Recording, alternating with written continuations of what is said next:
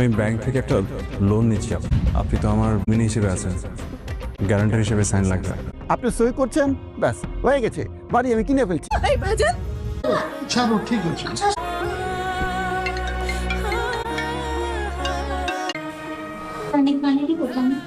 পানি দে। ধরছে, ফোন তো ধরে না। ভাবি ফোন ধরতেছে না। ভাইজান কি সত্যি সত্যি সাইন করছো? হ্যাঁ, আমি সত্যি সত্যি সাইন করেছি। কখন সাইন করলি? আমরা তো কিছুই জানতে পারলাম না। কেন সাইন করছেন? আমার ছেলে ফাহাদ আমাকে বলেছে এই দলিলে সাইন করতে।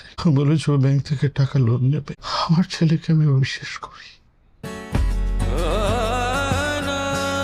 কিভাবে করি? আমি সাইন করেছি।